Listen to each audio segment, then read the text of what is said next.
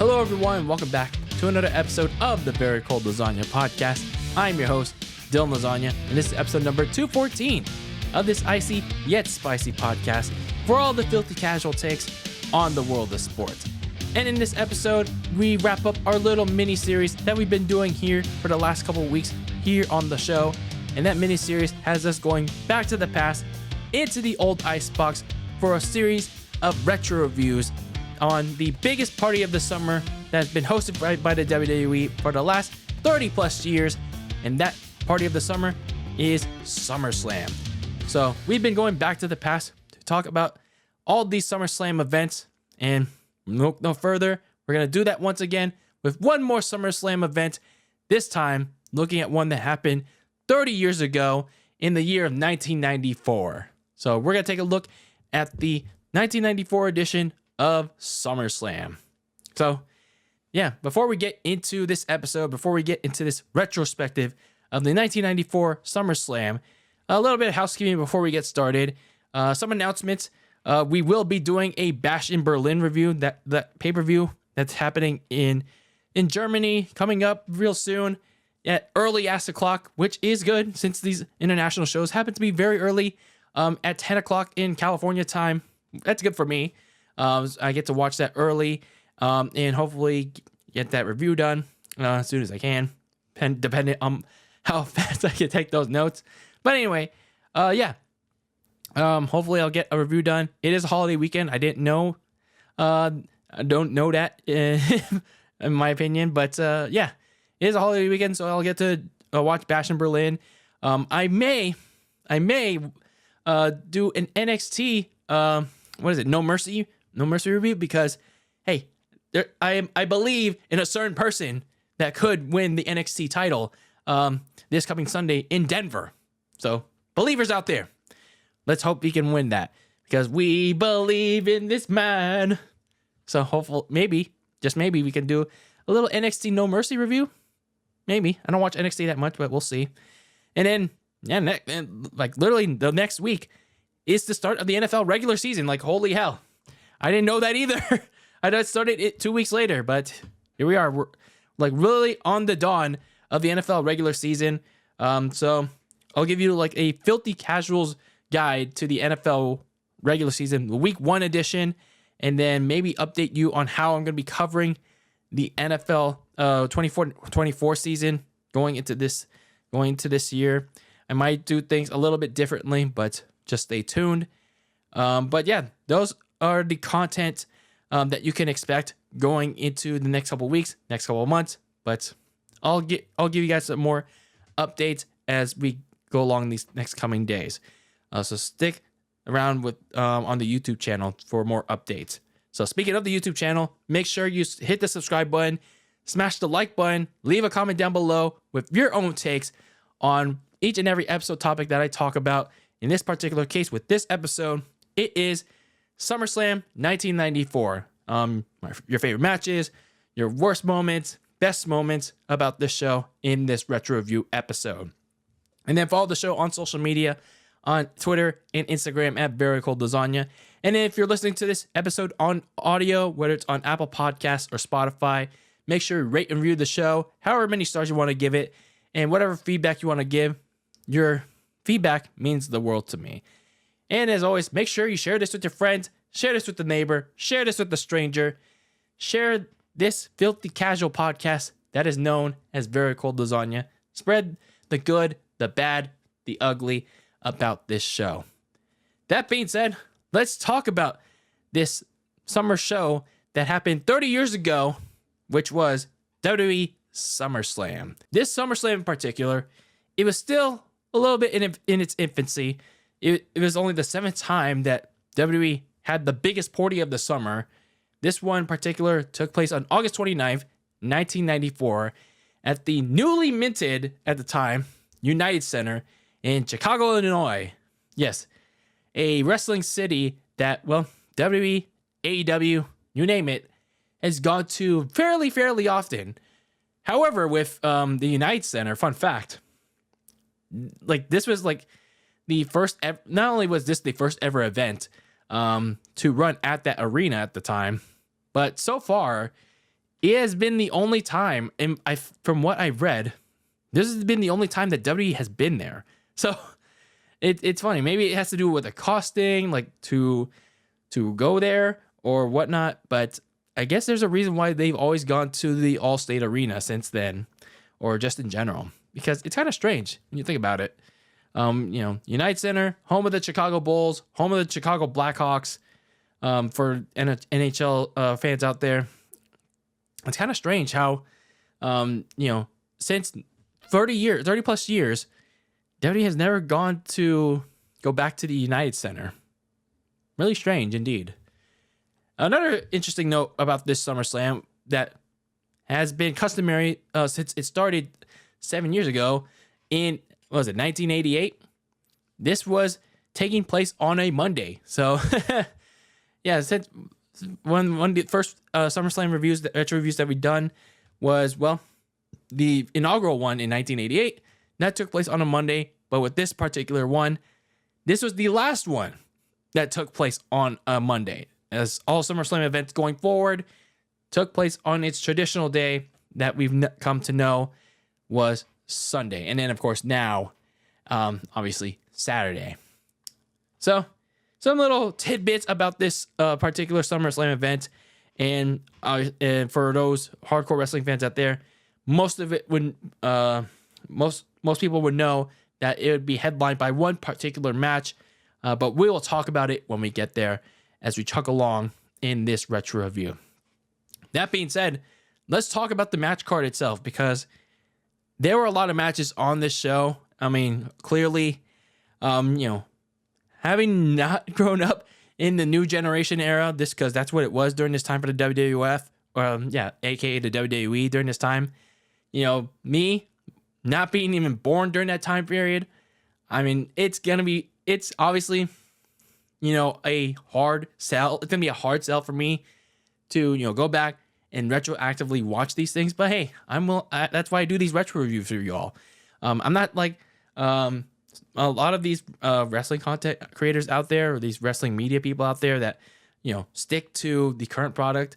But I mean, sure, I review all the current WWE product, but I also like to go back and do these retro reviews, not just to churn out stuff, but I also like to learn. I want to learn more about the past. I want to, and also like engage you guys as well on, what I saw from my perspective on what I learned from this particular event, whether it's a pay-per-view or a significant event in wrestling history or anything in sports history that I didn't get to grow up with, but I want to share with you all from the perspective of a filthy casual fan. So this is another particular instance in the year of 1994, and I was born a couple of years later. So yeah, you get to see this perspective from me being the filthy casual fan I am, not really experiencing at all what this kind of particular event was. So that being said, let's talk about this match card. We had several matches on this show. Again, don't really have a good sense of what to expect because, again, I didn't grow up with this time period. But hey, it's better to go in blind than to go in high, as I like to say. So anyway, we started off with our first matchup on the show, and that involved a tag team matchup between the Head Shrinkers of Fatu and Samu going up against Bam Bam Bigelow and Erwin R. Shyster, also known as IRS. And no, I guess you don't have to pay your taxes to IRS, the WWF's version of IRS. But for those of you adults out there, don't forget to pay your taxes, pal, including myself. Don't forget to do that next year, pal. But anyway, this matchup, it was kind of one of those, like, not necessarily key matchups out there, but keep in mind, for the heels in this matchup, they were part of a major stable during the time, which was the $1 Million Man, Ted DiBiase. He formed this mega group early on in the year, which was known as the $1 Million Corporation. Again, one of the WWF's major stables in 1994. Bam Bam Bigelow and IRS They joined the group at some point that year, and they were paired together to take on Fatu and Samu, who were the WWF Tag Team Champions at the time. So, as per tradition, or as they were setting that up, they were scheduled to be in a tag team title match, but Fatu and Samu lost the tag team titles the night before SummerSlam. I don't know why. Maybe it was a house show, or I think one of their shows was WWF Superstars back then. Either way, they lost their titles the night before to the tag team of Diesel, aka Kevin Nash, and Shawn Michaels. So that took away a lot of the meaning of this matchup, and it made it a non-title match. So a lot less meaning in this matchup. So yeah, I was going in, that's gonna be rough. So for this match, it was pretty simplistic, but not also not formulaic at the same time. So it wasn't very paint by the numbers either. So in other words, it wasn't your average sequence that you saw in the 1980s, and something also at the same time, not what you see in the current product where the baby faces get the early advantage, and then the heel spend the most of the match with offense, headlocks, and all that. No, they were actually trading momentum. They were sharing time with each other, like, going for blow, and I thought it was fine. That was fine. That was before it was. Both of them were evenly matching up against each other. I thought of two positives for this match. One of them being, the Head Shrinkers. They seemed like a pretty good tag team with how well they worked together, and I thought their finisher was pretty cool. It was like this assisted splash, like, I think it's either Fatu or Samu. Like one of them, they had their hands up, and then I think this one or the other, they're gonna jump off the top turnbuckle and then use their hands from the other partner as support. I thought that was a kind of cool finisher. And then the other one would go for the splash. So the other cool thing about this match was Bam Bam Bigelow. He was one of those cool upper card guys that had pretty good offense, and he had a cool gimmick of this cop. I talked about Bam Bam Bigelow in I think it was either SummerSlam or a past WrestleMania retro review. I really liked his gimmick a lot. So he moved pretty well for a big man. Unfortunately, with this matchup though, I was pretty disappointed with how it ended, because the Head Shrinkers were getting distracted by the referee and Ted DiBiase's antics, and then Bam Bam Bigelow knocked over the Head Shrinkers manager Lou Albano, which led to Alpha, the Wild Samoans, to attack Bam Bam Bigelow as the referee caught him red-handed. I was like, wait, why would you do that? It's like, I get it. Ted DiBiase is right there distracting the referee, doing his shenanigans, but why would you go out wide open and attack the opposing team, like dead in the rights of the referee? It just made the face team look really stupid, and that was kind of common. It was pretty common in these early like wrestling years, like the new generation, and then back in the golden era, the baby faces were made to look pretty dumb, and it led to these like very common disqualification finishes.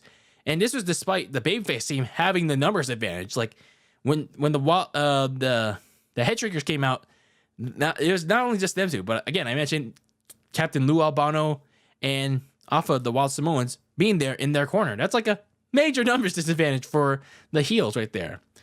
So they brawled with each other in the post-match shenanigans. But man, that was not necessarily a good way to open this pay-per-view in what was a brand new arena at the time. So yeah, not a good first impression, if you ask me. So Bam Bam Bigelow and IRS get the win by DQ. And even if this was for the tag team titles, like, they wouldn't have gotten it anyway. So again, not a good first start for this show. Like, that really let me down. So moving on to the second matchup, we had the WWF Women's Champion, Alundra Blaze, going up against Bull Nakano. The Women's Championship was actually brought back earlier that year of 1994. It has been inactive, actually deactivated, since 1990. So a good full 4 years where there was no women's wrestling in the WWF. So earlier that year, Alundra Blaze won this championship tournament and pretty much defeated all challengers that she had faced following the tournament, including Luna Vachon, one of her primary rivals. And every time that Luna Vachon lost to Alundra Blaze, she grew repeatedly frustrated. So she got desperate. She wanted to exact some revenge on Alundra Blaze. So Vachon brought in Japanese wrestler Bull Nakano to challenge Blaze at SummerSlam. So that pretty much set up this match here. And I gotta say, after that stinker of an opener, this is actually a solid women's title match. It told a nice story and had some unpredictability as well. Because you would have thought, by watching this match, that Bull Nakano would have just dominated this one because, considering her size advantage over Alundra, it is gonna be a guaranteed win for Nakano, and especially considering that Alundra Blaze tried to put in any offense, but it was just pretty much ineffective. Kind of like a certain main event match from 20 years later, which we reviewed in the last episode. Suplex City, bitch. So anyway, this story of David overcoming Goliath, I thought it was told nicely because, again, Bull Nakano pretty much dominating this match, but then Alundra Blaze got back into it when Nakano missed this top rope leg drop, and Alundra Blaze hit her finishing German suplex pin, kind of like Chad Gable's Chaos Theory German suplex, for the 1, 2, 3, and then she retained her women's title. So pretty solid stuff here. It told a simple and yet effective story, and during this time period, it showed that women's wrestling is kind of working here. It wasn't talked about as much because it was just during that time, but it was improving very slowly for some people. And then what would happen several years later? Because and then here we are now. You still have the crowd, but what can you do? So anyway, Bull Nakano would eventually go on to defeat Alundra Blaze for the title before the end of the year in 94 at this event called Big Egg Wrestling Universe in Tokyo. So yeah, she would get the title, but then she would drop it 5 months later back to Alundra Blaze just right before WrestleMania. And then there's this interesting story where she got released right after because of cocaine possession. She is smoking that crack. That's no good for you. No.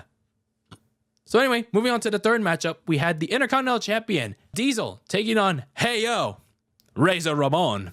Diesel and Razor Ramon, two of the most interesting guys during this time. So when it comes to this matchup, after beating Shawn Michaels in their famous WrestleMania 10 ladder match to win the Intercontinental title, Razor Ramon shortly after lost it to Michaels' bodyguard, Diesel, aka Kevin Nash. And then you go on for the rest of the couple of months leading up to SummerSlam, and Razor Ramon, he decided to even the odds a bit because of repeated interference, repeated attacks by Michaels and Diesel. He decided to even the score.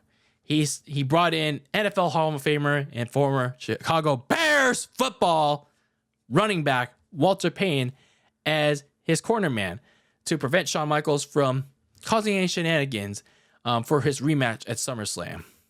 So, watching this match, I really thought it could have been really good because it told a decent story, but it just went on for a little too long. It really dragged. It dragged on too long, in my opinion, especially considering again the shenanigans of HBK making both the referee and Walter Payne look stupid as hell. Because I thought the whole point of having Walter Payne there was to prevent HBK from doing his shenanigans of distracting the referee and getting his lick on Razor Ramon. So what was the point of having Walter Payne there? Again, goes back to the theme of the opening match. what you're making the baby faces look stupid as hell with all these shenanigans by the heels. It's like it's one thing if you do it like every once in a while, like, oh, you did it once and then you go back to your you go back to the match, but then you did it in every so often in this match, that it makes it very annoying. It makes the baby faces, that being Razor Ramon and then Walter Payne, look very stupid. They look dumb, in my opinion. Again, that was the common theme during this time period. And there was also a lot of inconsistency. There's a funny inconsistency in this match where you had this one moment where the referee stopped Kevin Nash from using the exposed turnbuckle that HBK removed the padding from.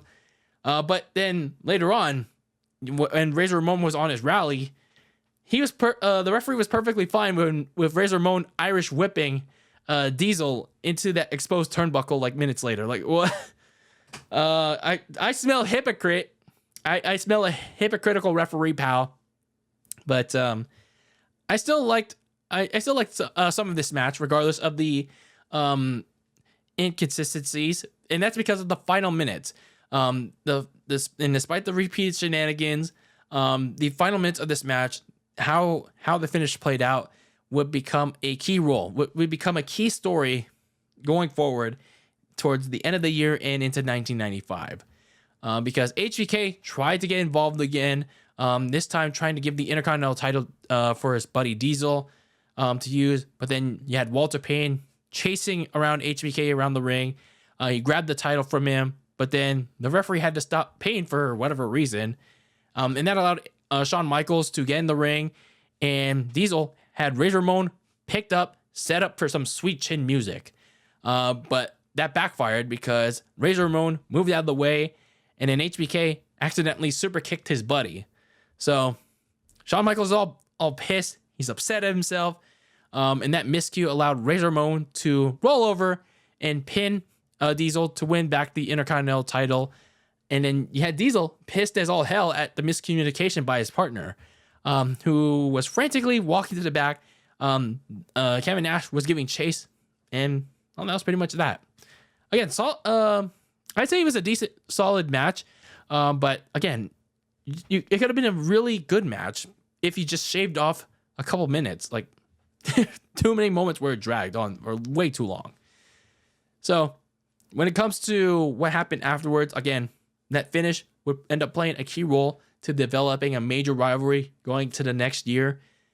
Well, that after accidental super kick ended up being significant in the later months, like I said, because that very thing would happen again at Survivor Series a couple months later, where HBK would cost his team a Survivor Series match against Razor Ramon, where HBK would once again accidentally super kick his buddy Diesel. And when Diesel got eliminated, they were arguing with each other during the match. And afterwards, HBK would disband the team, and they would have to vacate the tag team titles per the rules of the WWF commission during that time. So the titles were vacated. The team of HBK and Diesel were disbanded, and that led to their feud.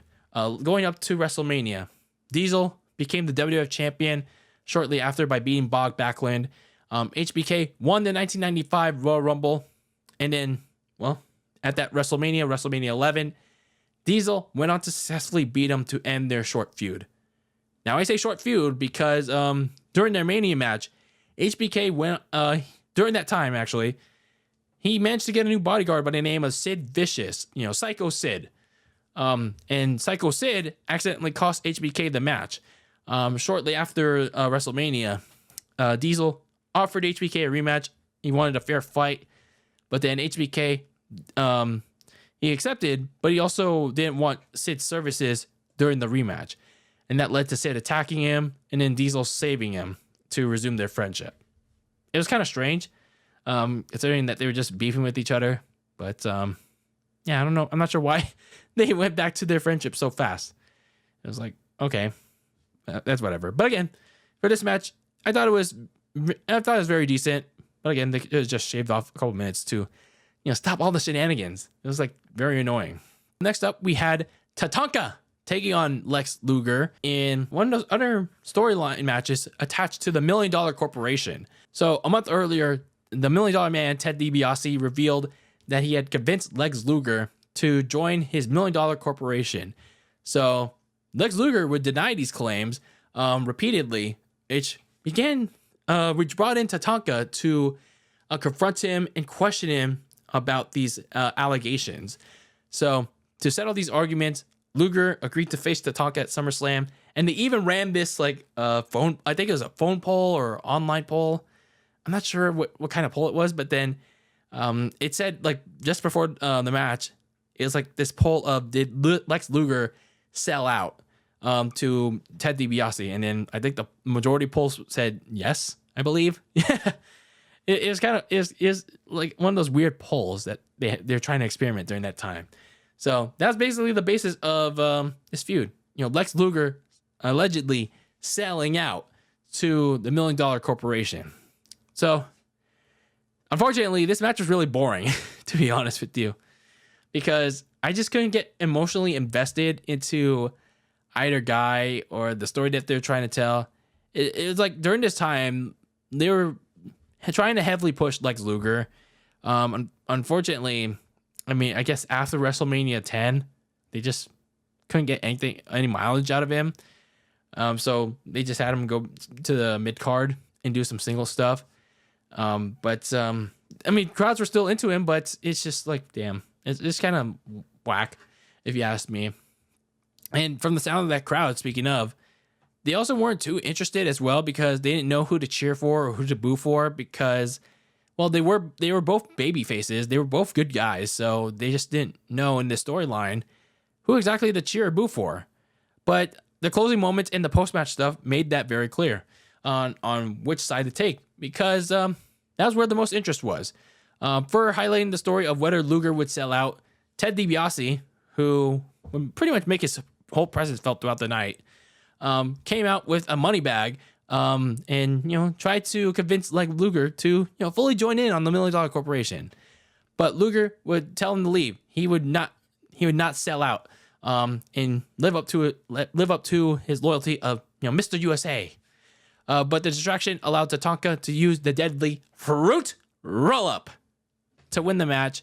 And then post-match, Lex Luger is furious. He's arguing with Tatanka, and he's about to attack Ted DiBiase. But then Tatanka reveals his true colors and attacks Lex Luger from behind, and it's revealed that he is the one that sold out to the $1 Million Man because money always pays. Ha ha ha ha. So anyway, yeah, that was pretty much the match. That was pretty much the betrayal. And I honestly couldn't really care all that much because I don't know. It just wasn't my type. It just wasn't my kind of thing. So anyway, Tatanka and Lex Luger would feud for the remainder of the year, each of them trading victories over the other.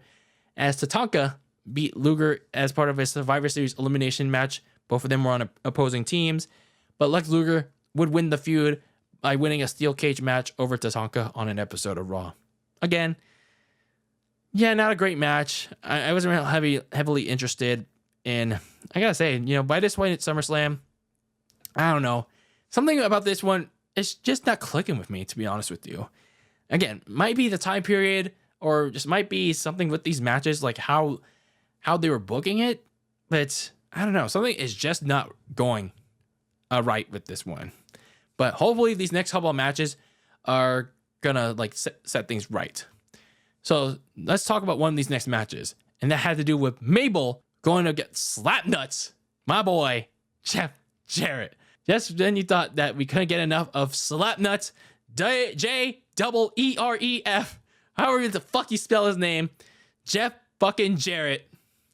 Yeah, this is when he was first starting out during his early heydays of his career. Oh man, Jeff freaking Jarrett. So anyway, this was one of those last minute additions to the SummerSlam card. Not a lot of whole build up to really note of, other than these two getting at it on the Raw Go Home show. So I guess if you want some interesting notes about these guys. Well, Mabel's whole character was that of a rapper. He was like this big dude. He also had a rapper accompanying him to the ring. While Jeff Jarrett, well, it's Jeff Jarrett. No, I'm just kidding. But no, Jeff Jarrett, he had this whole gimmick of being a country music singer, which was in stark contrast to his much later work in TNA and then of course now AEW. But no, in WWF and WWE, no, he was trying to go for that whole country gimmick shit. Oh my god, and like what the fuck. So anyway, after the whole music thing, I thought this match though, yeah, I thought it was decent. I thought it was okay. It served its purpose, and I thought it was okay because Mabel was really popular with the fans with the rap gimmick that he had going on. People were really into him, which was interesting. And everyone seemed to hate Slapnuts, and rightfully so. And it seemed like Mabel was on his way to dominating Double J with his size, his power. I mean, the dude was big. He was like really big. But Jeff Jarrett was able to take him down with a few different high-flying moves to get the momentum on his side. And then, yeah, it's pretty much like pretty paint by the numbers with this matchup. Towards the end of it, Mabel was about to squash Jeff Jarrett like a bug with a mid-rope splash. But then Jarrett moved out of the way and then pinned him for a delayed near fall. Like the referee was counting 1, 2, and then stopped halfway through the count. So Mabel could kick out and push Jarrett off his chest. I'm like, this smells favoritism here, pal. Like, what the hell are you doing? So anyway, and then Jarrett, for some reason, tried for a sunset flip pin, but it's obvious that you can't roll him. You can't roll a guy like Mabel.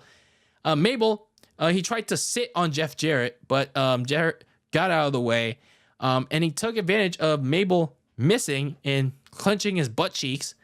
And he pinned Mabel 1, 2, 3 to win the match.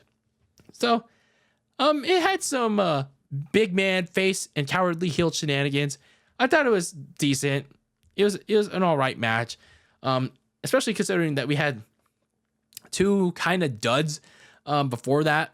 So I'd say this match was serviceable. This was serviceable enough. I was okay with it. I kind of enjoyed it a little bit because I just wanted to make fun of Jeff Jarrett. But yeah, overall, this was all right. So moving on to our first of two main event matches. And the first one had the WWF champion, Bret the Hitman Hart, going up against his brother, Owen, the King of Hearts, Hart, inside of a steel cage. This feud has been going on for almost a year during this point in time. It all started back at the 1993 Survivor Series, where Bret Hart accidentally played a hand in Owen getting eliminated from his team during their traditional Survivor Series match. And Owen was clearly frustrated, even though Bret and his team managed to win.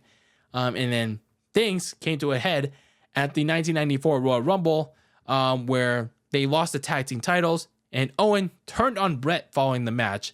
And Owen's reasoning, tired living in his brother's shadow. So that led to their opening match at WrestleMania 10, which many people highly regard. Honestly, if you ask me, I've only seen it through the little snippets, the little shorts that WWE puts in their little like highlight packages whenever they promote WrestleMania. So me, I haven't personally watched it myself, but I know I've seen how well regarded, how much praise that people put out there. So maybe I should check that out at some point in time. But yeah, Owen Hart beats his brother in the opening match of WrestleMania 10, but Bret Hart would get the last laugh and beat Yokozuna in the main event of that WrestleMania to win the WWF title, as Owen Hart could only look on. So this brotherly feud turned into a whole family feud when their brother-in-law Jim Neidhart sided with Owen by helping him win the King of the Ring in June in order to ensure that the WWF title would go to the King of Hearts, Owen Hart. So as a result, to prevent any outside interference, settle things once and for all. A steel cage match between the two brothers that had been going neck and neck since 1993. This match would be contested at SummerSlam inside of a steel cage. So things were clearly going, hopefully, during that time. We're going to finally come to a head. It was going to finally reach its end game. And that was thanks to the confines of a steel cage. Now, steel cage matches during this time, it didn't have, the solid steel that you have nowadays with the fencing and all that. No, this steel cage that you have in the 1990s and the 1980s, it looked like it hurt like hell. With the bars, no like that crossbar roof. It took forever.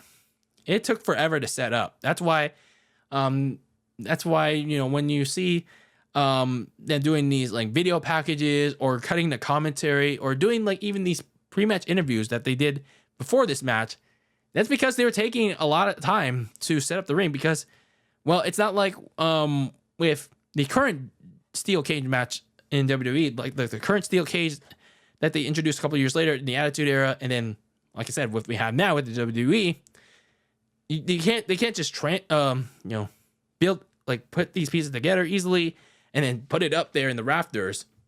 No, they actually had to like build the cage before the next match. It's like, it is like crazy to think about when it came to these steel cage matches and how much it could hurt, to be honest with you. So brother versus brother inside of a steel cage. I gotta say, for me, it is a little hard to understand like why this one also got so much praise, but I can understand it. I can understand why people like this one too. So I'll give it that. I'll give these guys that. So when it comes to this match, the majority of it saw both men brawling with each other and preventing one or the other from escaping the cage, because that was the only way you could win steel cage matches during the day, back in the day. The only way to win the match was by escaping the cage over the top and landing the feet on the floor, or by escaping through the cage door. None of that pinfall or submission or escaping the cage bullcrap. There's only one way to win, and that's by escaping it. I think they should bring that back if you were to WWE. But anyway, and it goes for AEW too, I guess. So anyway, there were a couple crazy spots to note in this one, such as like both of them pulling each other by the hair to drag their ass back into the ring, or them back suplexing each other off the top rope and onto the ring. So they were doing a lot of that for a very long time, and it dragged a little bit. But again, I understand the intensity, how personal this was for both of them. So again, I know I won't knock it too much, but again, it does become an issue when you kind of repeat the same spots. But again, the story, I do understand. So the finish saw both guys climb over the top of the cage, and they are fighting to practically kill each other over there. But anyway, Bret Hart slammed Owen's head into the cage wall hard, and that caused Owen to fall back and have his leg trapped between the cage wall. So he can't escape anymore, and that allows Bret to drop to the floor, win the match, and keep his WWF title. So again, very, very good steel cage match. I mean, I'll give it that. But there were several things that I didn't understand with this feud. But hey, again, that's just me during this period. So immediately afterwards, you had Jim Neidhart attacking Davey Boy Smith, and he and Owen, once he got untrapped, he sent Bret into the back into the steel cage so they could attack him. And Jim, he padlocked the cage door so no one can get in. But then, obviously, there's no roof, pal. This ain't Hell in a Cell. So the rest of the Hart family were trying to get in there, but Jim and Owen were like, get out. You can't get in here, pal. But eventually, the Hart family managed to get in, and then that led to Jim and Owen escaping for their lives. So that was pretty much that. it was a little interesting why they even did that angle in the first place, but I guess they wanted to stretch it even further towards the end of the year. But yeah, I guess it makes sense too, considering they only had the big 4 pay-per-views with the Royal Rumble, WrestleMania, SummerSlam, and Survivor Series. Oh, and King of the Ring. All during that time, just those 5 pay-per-views. And then when it comes to TV, you only had Raw and WWF Superstars, and they were only each an hour to promote stories. So I guess it was understandable why they still need that one major story or multiple major stories throughout the year. So I guess it makes sense. So for this match again, I thought it was pretty good. I just wish it didn't have to drag a little too much though. And I do understand again why this match gets a lot of love. This was a very heated feud, just like it started back several months ago. And these brothers wanted to beat the living crap out of each other. And what I appreciated was, the pre-match interviews as they were setting up the cage. You had, I think it was Vince McMahon and Jerry Lawler. They were interviewing several members of the Hart family who were sitting around ringside to watch this match. They were getting their input on who's going to win this match. Like, do you think this rivalry is going to end? Like, how do you think it's going to end? All those kind of questions. And I think the Hart family really set the tone on just how intense, just how personal this matchup was going to be between Bret and Owen. I really appreciated that kind of storytelling there. So afterwards, obviously, it became clear that the feud was clearly going to continue for the rest of the year. And once you get to the next pay-per-view in Survivor Series, it intensified even more when Owen drew the biggest nail into their rivalry by costing Bret Hart his WWF title against Bob Backlund in a throw in the towel submission match. Like, it was a special kind of submission match where rather than the opponent, the loser would have to tap out, the person in their corner would have to throw in the towel. So Owen managed to trick his mother, Helen, to throw in the towel for Bret in their submission match, essentially costing Bret the title. So after that happened, and once again, Owen would cost Bret a rematch at the title. I think it was at the Royal Rumble or something. No, on an episode of Raw, but I don't know. Bret Hart went on to beat Owen in one more untelevised match. And yeah, that was pretty much the end of their feud. A little surprising that they didn't go face each other at WrestleMania once again the next year at WrestleMania 11. Kind of odd, considering Bret had his title costed by his brother, and he lost the rematch thanks to his brother. You would think that they would face off again at WrestleMania, but no, they didn't.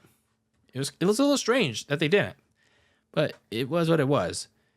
So either way, I mean, I totally understand why people like this rivalry so much.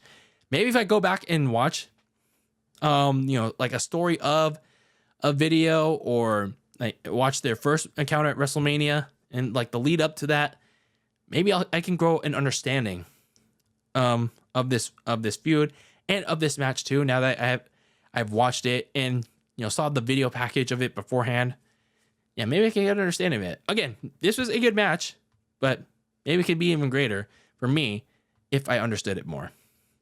So for a main event of SummerSlam 1994, we had The Undertaker going up against himself? Yes, that is correct. The Undertaker versus The Undertaker. So for those filthy casual fans out there, this was an interesting matchup that happened during this new generation era. So to set up this matchup, The Undertaker had not been seen since losing a casket match to the WWF champion back in January, and that was Yokozuna at the Royal Rumble event. So Undertaker got beat up so bad in that casket match, and he went on to say that The Undertaker never dies or something, and you will rest in peace, and then he floated up in midair on the Tron. So throughout the next several months, post WrestleMania, vignettes began playing, promoting his return. about people claiming to have seen him. And then eventually those vignettes came to a head when, of course, the $1 Million Man, Ted DiBiase, who actually first introduced The Undertaker back in 1990 at Survivor Series, he supposedly brought him back around June. But when he brought him back, though, things were a little suspect because it became well clear that this Undertaker was a phony. He was a big fat phony when he was much more aggressive, and he was being influenced by not an urn, that legendary urn, but rather than the power of money. So anyway, Paul Bearer, you have Undertaker's current manager at the time, he backed up those claims of Undertaker by calling out Ted DiBiase around mid-July and challenged him to have his Undertaker face his Undertaker at SummerSlam. So, yeah, that's pretty much what we got with this match and what we get on the poster. Undertaker versus Undertaker. This very interesting, unique match of someone facing themselves. And I don't think another match has happened like this ever since. There was Kane versus Kane at Vengeance 2006, but I don't think anything else has come close to that. So anyway, throughout the build and the night of the event, there were segments of these two celebrities trying to crack the case of where the Undertaker was. So anyway, with this match, at first, when I was little, I'll say this, I liked this match. Obviously, being a little kid, I wasn't a bright mind per se. So obviously I was going to enjoy this match. And Undertaker was one of my favorite wrestlers growing up. And with the power of YouTube back then, I was able to see this, and, I was, interested. I was intrigued by the idea of Undertaker versus Undertaker. Who's going to be the real Deadman, pal? And I'll say with the one of the few things I liked about this match is that, the crowd was super into it. Like the return of the real Undertaker. They were super hyped for it. Chicago was ready to see what this real Undertaker was going to look like after several months away, especially when Paul Bearer came out with the droids, the casket, and the urn that he opened, and the lights were flickering on and off. Like it was the hash-slinging slasher. So, yeah, the United Center was ready for the return of the real Deadman. And then right from the jump, it was kind of like a rebirth of sorts. In a separation of sorts between Faker Taker and the real Undertaker, because once the real Undertaker came out, you can obviously now tell the difference, because he got those new purple gloves and slightly altered theme music that he had at the time. So that was the positives of this match. Now, all that being said, though, once you get past the positives and once you get past the thumbnail of this retro review and, the famous photo of Undertaker staring at himself, everything afterwards, I got to be honest with you, after watching this back for, I think it was like the first time in like several years, oh man, I can't believe I like this, because, watching this again, much older now, it just doesn't hold up for me. It really doesn't. It's like this big wet fart that's not executed well. I just don't know what it was. Like, I guess mainly because everyone, including their mothers, knew that the real Undertaker was gonna dispose of this fake one, like, with ease. And it doesn't help that the fake one barely got any offense in. He barely crept in any doubt for the crowd that, I'm gonna beat the real Undertaker. There's like no doubt. There's like nothing to inspire into the crowd that, oh shit, maybe this fake Undertaker is gonna actually beat the real one. Like nothing. It's like everyone knew what was gonna happen. I guess that's why I was just so disappointed when I had to watch this again for the retro review. I was like, man, was this as, why did I think this was so good back when I was little? Again, maybe it was like the little kid in me. But now that I'm older, it's like, wow, I was blind as hell back then. But anyway, this match was so short too, like nearly 9 minutes. Maybe 9 minutes too long now. 9 minutes, 3 tombstone pile drives later, the real Undertaker disposed of the phony, who was never seen again. Man, that was a major letdown in my opinion.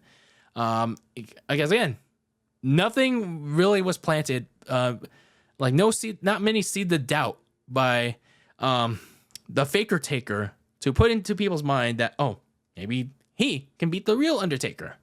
Like barely anything, barely any offense by the Undertaker. So interestingly enough, reading these stories on the internet that the wrestler Brian Lee portraying the Undertaker, he was supposed to have more matches against the real Undertaker. Good thing the WWE didn't go with that one.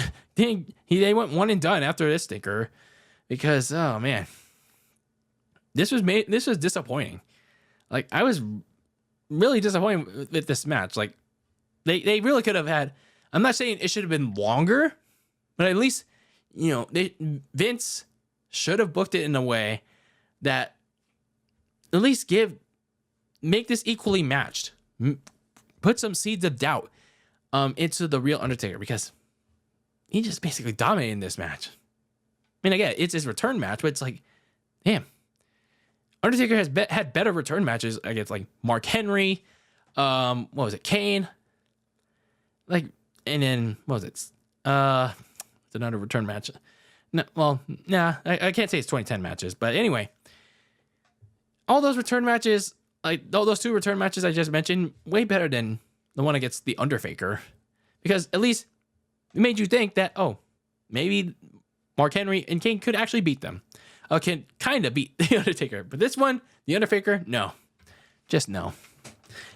So Undertaker would continue his revenge tour by beating Yokozuna at Survivor Series. So he exacted some revenge on Yokozuna from the Royal Rumble at the end of 1994 in the casket match of all matches. So a little bit of irony there, pal, with some help from outside enforcer Chuck Norris. Yeah, that one was much better. That was a much better revenge for Undertaker. Gained some help from good old Chuck Norris.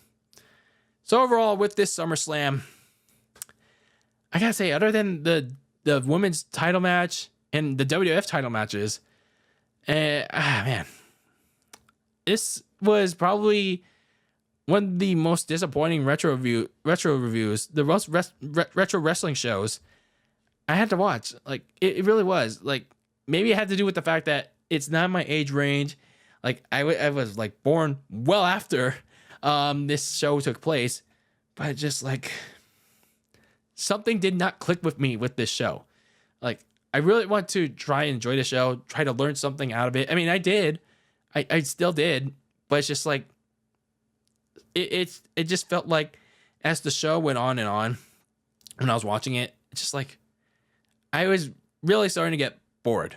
I was really starting to get bored by it because how most of these matches unnecessarily dragged longer than they needed to, and how a lot of these matches had poor execution in it. Like the Intercontinental Championship match, like that dragged, and there's a little bit poor execution on the finish, even though it was a key one. And then you also had what else had poor execution? The opening tag team match. It's like, why the hell did you have to have a disqualification finish in that matchup? And then let's not get started with the Lex Luger match. So then you had the double Undertaker main event. That was poorly executed as well, especially because it was a major dud.